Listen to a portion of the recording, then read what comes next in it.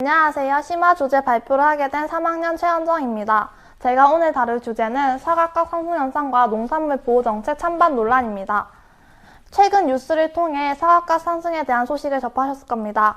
작년에 비해 사과값은 88% 올라 현재 사과 한 개의 가격이 7,000원을 넘어섰는데요. 왜 갑자기 사과의 가격이 상승한 걸까요? 바로 사과 공급량 감소와 복잡한 유통구조 때문입니다. 지난해 기상 여건 약화와 탄저병, 곁무늬 썩은 병 등의 전염병이 사과 수확기에 발생하면서 사과 생산량은 전년 대비 30% 감소했습니다. 그리고 수확된 사과는 총 5개의 유통 단계를 거쳐 소비자에게 도착하는데요. 표를 보시면 아시다시피 매 단계를 거칠 때마다 선별비, 경매, 수수료, 상하차비 등이 붙는데 이 비용이 올해 들어 오르게 되었습니다.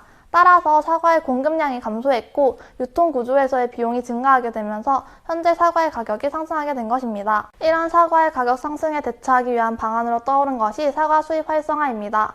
혹시 호주산 사과, 미국산 사과와 같은 외국산 사과에 대해 들어보셨나요? 아마 들어보신 적이 없으실 겁니다. 왜냐하면 현재 우리나라는 여러 이유로 사과 수입을 제한하고 있기 때문입니다. 첫 번째로 사과를 비롯한 생과실, 열매, 채소 등을 수입할 때는 외래 병해충 유입 위험이 커 반드시 검역 협상을 거쳐야 합니다. 특히 사과를 통해서는 과실 파리류, 잎말이나 박류 등 외래 병해충이 국내에 유입될 수 있어 각별한 주의가 필요한데요. 이런 병해충이 유입되면 파프리카, 배, 딸기, 포도, 감귤, 단감 등의 수출이 전면 중단되고 수출이 재개될 때까지 긴 시간이 걸리게 됩니다. 실제로 지난 2015년 불법 반입된 모목을 통해 과수화산병이 유입되어서 손실보상액으로 연평균 247억, 방제 비용으로 365억 원이 소요되기도 했습니다. 따라서 이런 피해를 막기 위해서는 검역 절차를 간소화하거나 생략할 수 없습니다. 농산물을 수입할 때 검역 협상은 국제식물보호협약에 따라 총 8단계의 수입 위험 분석 절차를 거칩니다. 이 과정에서 병해충 유입과 관련된 위험성을 평가하고 그에 관한 관리 방안을 마련합니다. 단계별로 보면 첫 번째 수출국 요청 접수, 두 번째 수입 위험 분석 절차 착수, 세 번째 예비 위험 평가, 네 번째 개별 병해충 위험 평가, 다섯 번째 위험 관리 방안 작성, 여섯 번째 수입 허용 기준 초안 작성, 일곱 번째 수입 허용 기준 위반 예고, 여덟 번째 수입 허용 기준 고시 및 발표 등의 순으로 진행됩니다. 보통 모든 단계를 통과하려면 평균 8.1년이 걸리는데요. 사과는 현재 11개국이 검역 협상을 진행 중이지만 대부분 중단되었거나 초기 단계의 수준입니다.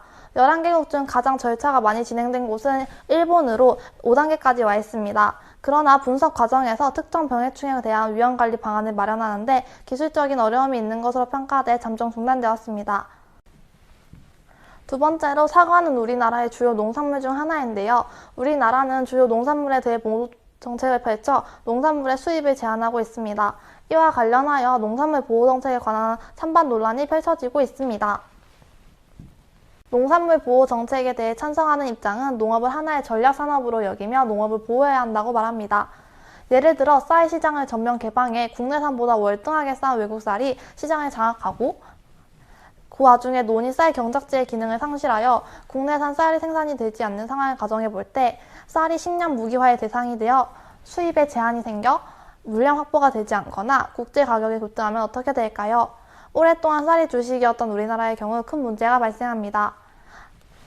따라서 아무리 개방과 자유무역을 지향하는 WTO 체제라고 해도 최소한의 시장은 지켜야 한다고 말하며 특히 사과나 배의 경우에는 대체 과일이 많기 때문에 최소한의 농민 보호 육성책은 필요하다고 주장합니다.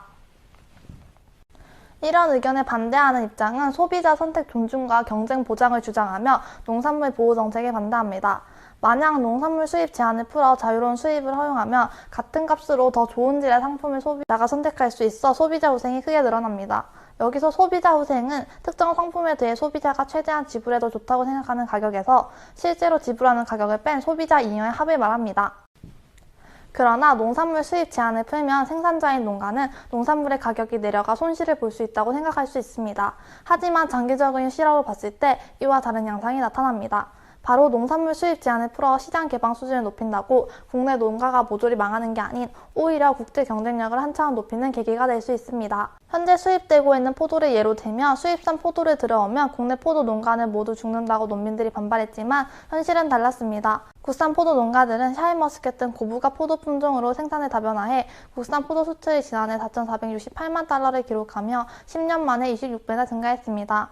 포도농가 소득도 2018년 492만 원에서 2022년 690만 원으로 40% 늘어났습니다. 즉, 농산물 수입 제한을 풀어 농산물에 대한 무역 장벽을 낮추고 시장 개방 수준을 높였음에도 우리나라의 농업이 고사되기는커녕 오히려 농산물 수출이 확대되었습니다. 이를 통해 반대 입장은 농산물 수입 제한을 풀어 국제 경쟁력을 높이자고 주장하고 있습니다. 여러분은 농산물 보호 정책에 대해 어떻게 생각하시나요? 이번 발표를 통해 여러분들이 사각강 상승 현상과 농산물 보호 정책에 대해 생각해 보시기 바라며 이상 발표를 마치겠습니다. 감사합니다.